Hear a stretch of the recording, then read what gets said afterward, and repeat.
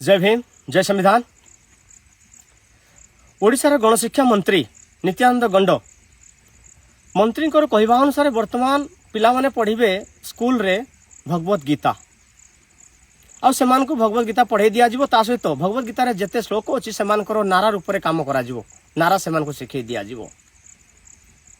बहुत खुशीर कथा। रामायण भी पढ़ाई दियंतु, किछि असुविधा नुह। किंतु मोर कहवा कथा ओडिशा रे 40% SC ST OBC लोक रहंती। जदि पाखापाखि 40% पिला माने जो SC ST OBC को बिलोंग करंती से माने ए जो भगवत गीता पढ़िला परे कोन सेमान को कोन मंदिर रे पुजारी किंबा सेवायत रूप रे कोन गंडबाबू कोन नियुक्ति देबे कि? प्रथम प्रश्न। मोर द्वितीय प्रश्न, जदि सेमानकर भगवत गीता पढ़िला परे नैतिकता बौद्धिकता बढ़ुची ताहेले सेई SC ST OBC परिवार रु झियो माने कोन ब्राह्मण जाति को बाहा करिवार ग्यारंटी गंडबाबू देबे कि?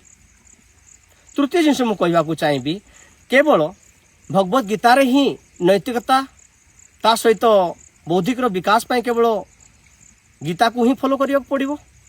कोन जने व्यक्ति कि गोटे पिला बाइबल पढ़िले कोन तार नैतिक बौद्धिकता कोन बढ़ी न थाए? कुरान पढ़िले कोन तार नैतिकता बौद्धिकता बढ़ी न थाए? गंडबाबू को जानिबार थिला भारत गोटे धर्म निरपेक्ष राष्ट्र। एई धर्म रे विभिन्न धर्मर लोक रहंती।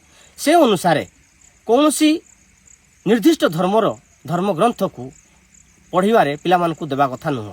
जदि गंडबाबू कहि थांते जे ओडिशार प्रत्येक स्कूल रे संविधान को पढ़ा जिवो ताहले बहुत बहुत भलो होई थांता।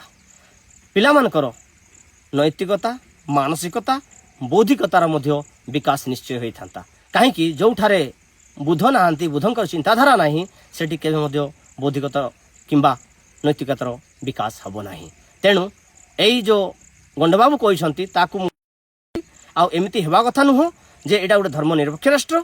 जदि संविधान को जदि प्रत्येक स्कूल रे पढ़ाई दिया जाए पिला मानकर प्रत्येक क्षेत्र रे विकास हेबो।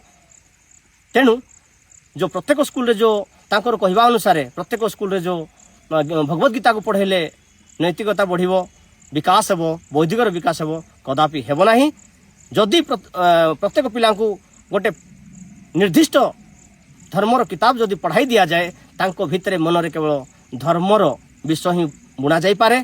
धर्म ही सेमानक मनरे खेलिबो आउ भाईचारा बंधुत्व ए सब केबे मध्य हबो नाही। तेणु मु मंत्री को अनुरोध करिबी प्रत्येक ओडिशार प्रत्येक स्कूल रे भारतर प्रत्येक स्कूल रे जदि संविधान पढ़ा जाई थांता ताहेले पिला मानकर भविष्य प्रत्येक क्षेत्र रे विकास होता। जय भीम जय संविधान।